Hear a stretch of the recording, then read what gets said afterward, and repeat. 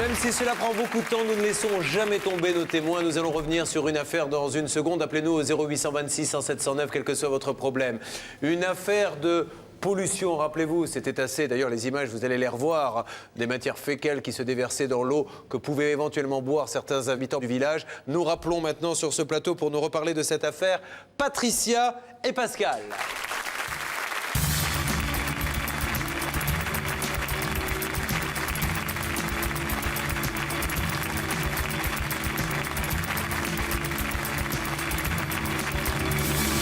Bonsoir à tous les deux, merci d'être avec nous de nouveau sur le plateau de Sans aucun doute. Nous allons maintenant réexpliquer à ceux qui ont certainement oublié ce cas, ce qui s'était passé. C'était assez hallucinant et nous avions été choqués par ce que nous avions vu. Revoyons maintenant le reportage et voyons comment nous pouvons avancer dans cette affaire. Regardez les images.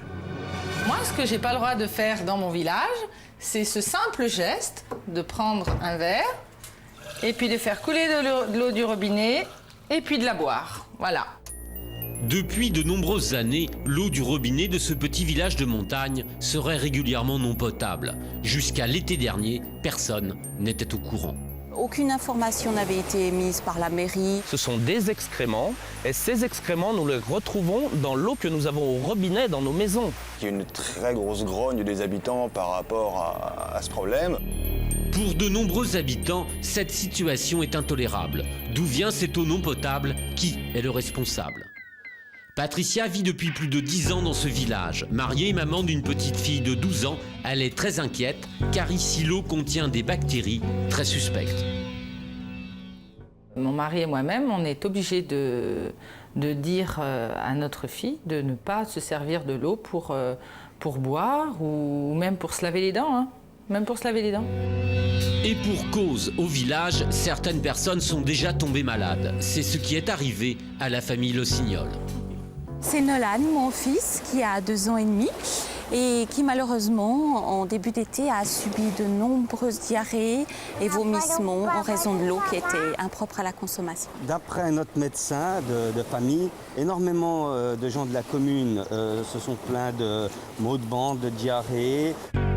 Il y aurait donc un véritable problème de santé publique. Et aussi, pour la plupart des commerçants, un sérieux manque à gagner. Il nous pose pas mal de problèmes au niveau de la clientèle avec les carafes d'eau, les sirops, les apéritifs anisés, etc., etc. Et surtout le fait de devoir malheureusement dire à 10, 20, 100 clients par jour que je ne peux pas leur servir de carafe d'eau à cause de cette impotabilité. Nous nous sommes procuré les analyses de l'eau du village depuis plusieurs années. Et là, quelle ne fut pas notre surprise en découvrant que cette eau était souillée par des matières fécales. C'est ce que nous confirme un expert biologiste. Alors, le fait de mettre en évidence ce type de bactéries, Enterocoque ou Escherichia coli, note une contamination de cette eau par des matières fécales humaines ou animales. Ça peut sous-entendre présence aussi de virus ou de parasites. Les limites de qualité au niveau de la réglementation sont reconnues comme étant un seuil à 0. Donc dès qu'on dépasse ce seuil, on peut être en droit de penser que l'eau est impropre à la consommation. Pascal, conseiller municipal au village, et Patricia décident de nous faire découvrir la cause de tous les problèmes, le barrage de la source. Alors on est obligé de finir à pied parce que la voiture, c'est inaccessible par la voiture. L'alimentation principale du village en eau soi-disant potable, ce sont ces ruisseaux. Ni barrière, ni grillage, la zone n'est absolument pas sécurisée. Le petit ruisseau que je viens de traverser, n'importe quel animal peut boire, peut faire ses besoins et c'est ce qui arrive dans le barrage. Donc on peut se poser des questions. Après de longues minutes de marche, nous touchons au but et découvrons une retenue d'eau. Quand l'eau de ces ruisseaux n'est plus suffisante, ce qui est le cas 4 à 5 mois par an, monsieur le maire utilise en complément l'eau de ce barrage.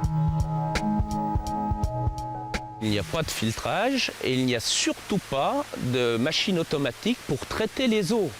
Là, depuis 1 mois ou 2 mois, je ne sais pas exactement, on traite manuellement. Donc on verse de la javel dans ces eaux. En fait, cette eau-là, elle va directement dans les robinets.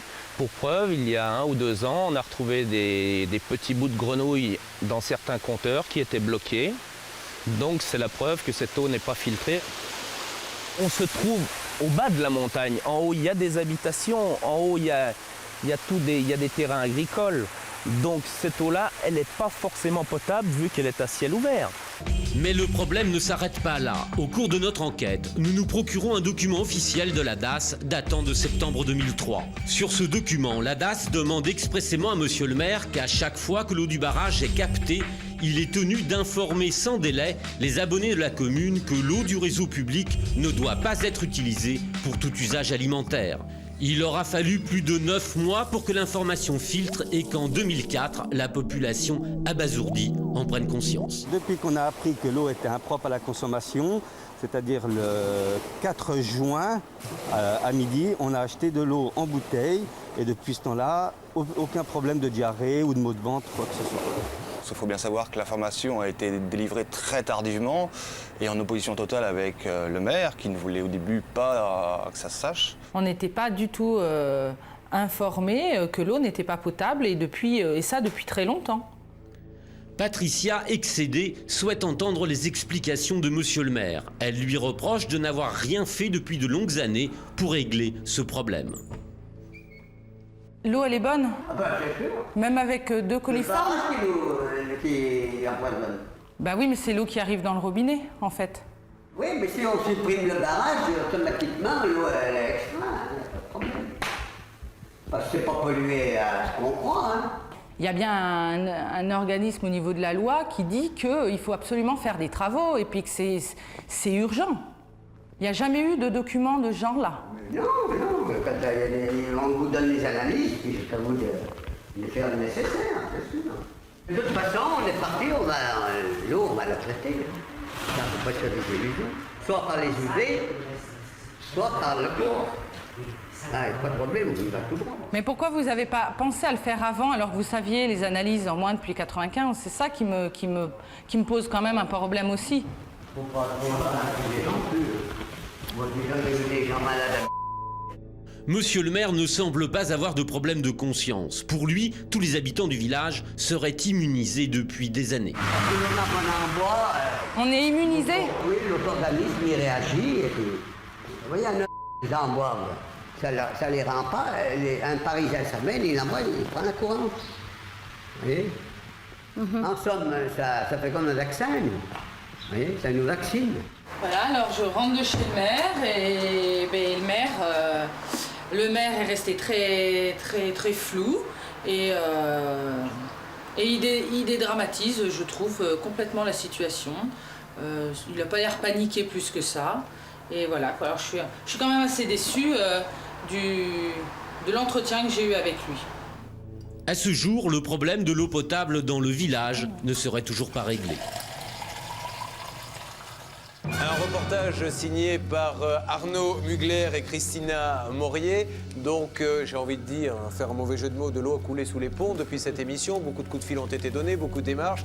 Qu'avez-vous à nous annoncer aujourd'hui? Eh bien, la colonne d'eau a été refaite sur la nationale dans le village. Les périmètres de sécurité sont terminés aussi. Il y a une station de traitement de l'eau qui existe, donc on a de l'eau potable au robinet. Par contre, il y a une deuxième partie qui va être faite au hameau du village, donc qui va débuter en 2006. Bon, ça c'est formidable. Est-ce que ça correspond à tout ce que vous attendiez, madame? Oui, on espère que pour la deuxième partie, ça se passera aussi bien que la première.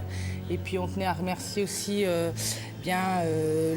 préfet, le sous-préfet. Alors, à l'époque, c'était Jean-François Caranco qui était préfet à l'époque, qui a beaucoup œuvré dans ce dossier. Il mérite, pour vous, pour l'équipe, pour tout le monde, les applaudissements, bien évidemment. Car ce sont toujours des dossiers très compliqués à faire avancer. Est-ce que ça a changé quand même une partie de la vie des habitants du village? Bah oui, tout le monde peut boire l'eau au robinet et puis on a quand même de l'eau en quantité suffisante. Bon, ça c'est bien. Pour les restaurateurs aussi, c'est très important. Évidemment. Est-ce que la moralité de l'histoire, c'est qu'il ne faut jamais laisser tomber et savoir, même si ça demande beaucoup de ressources, mais il faut savoir se battre jusqu'au bout quand on a un combat comme ça légitime à mener? Ah bah oui, c'est sûr, parce que bon, c'est pas facile de mener contre la commune.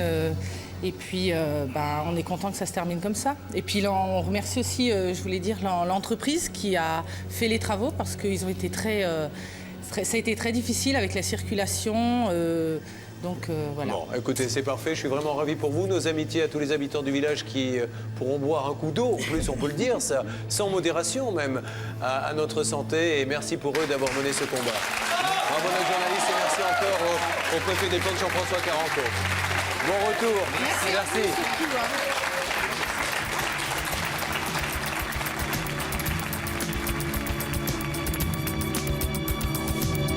Sans l'intervention, sans aucun doute, rien n'aurait été fait. Voilà.